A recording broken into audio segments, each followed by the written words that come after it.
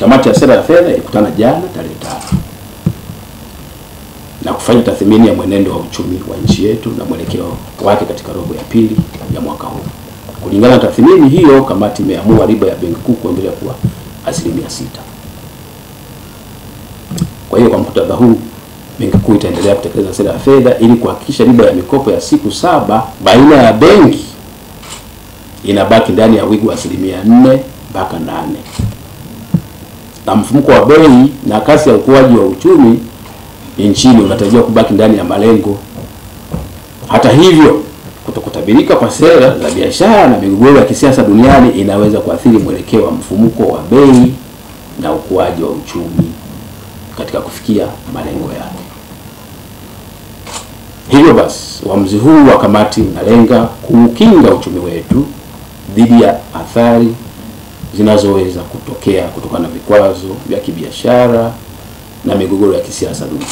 Mfumuko wa bei ulikuwa tulivu sambamba na matarajio kutokana na utekelezaji thabiti wa sera ya fedha na bajeti, uwepo wa chakula cha kutosha nchini pamoja na kupungua kwa bei za nishati duniani. Mfumuko wa bei ulipungua kufikia wastani wa 3.1 mwaka jana ukilinganishwa na wastani wa 3.8 wa mwaka 23. Sekta ya fedha imeendelea kuwa imara na thabiti ikiwa na ukwasi wa kutosha yenye kutengeneza faida na mtaji wa kutosha kukabiliana na mtikiso wa kiuchumi. Ubora wa rasilimali za mabenki uliendelea kuwa imara ambapo uwiano wa mikopo chechefu ulikuwa 3.6 chini ya kiwango kinachokubalika cha 5%. Utekelezaji wa sera ya bajeti katika robo ya 3 ya mwaka 2024-2025 ulikuwa kuridhisha. Mapato ya kodi kwa Tanzania bara na Zanzibar ilifikia lengo kama ilivyokuwa katika robo ya 2 zilizotangulia kutokana na kuimarika kwa ufanisi na usimamizi wa kodi. Matumizi ya serikali yanaendelea kufanyika kuendana na rasilimali zilizopo. Deni la serikali imeendelea kuwa tulivu, himilivu. Katika kutathmini mwenendo wa uchumi wa dunia kwa robo ya kwanza ya mwaka huu, kamati ilibaini kuwa shughuli za kiuchumi katika nchi zilizoendelea na zile zilizoibukia kiuchumi ziliendelea kuimarika. Na mwenendo huu unatarajiwa kuendelea katika robo zijazo za mwaka 25 pamoja na misukosuko yote kama nilivyosema. Mfumuko wa bei ulipungua na kufikia malengo ya benki kuu za nchi nyingi duniani kutokana na kufifia kwa athari zilizotokana na mitikisiko ya kiuchumi katika vipindi vilivyopita, na utekelezaji wa sera ya fedha iliyolenga kupunguza ongezeko la ukwasi.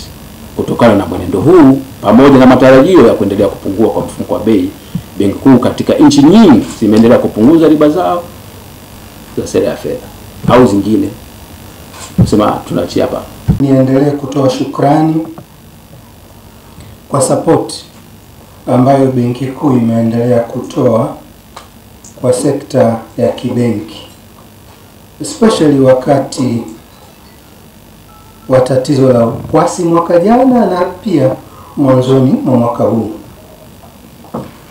Tunafurahi kuona kwamba hatua zilizochukuliwa na benki kuu zimetufikisha kwenye hali ya sasa ambapo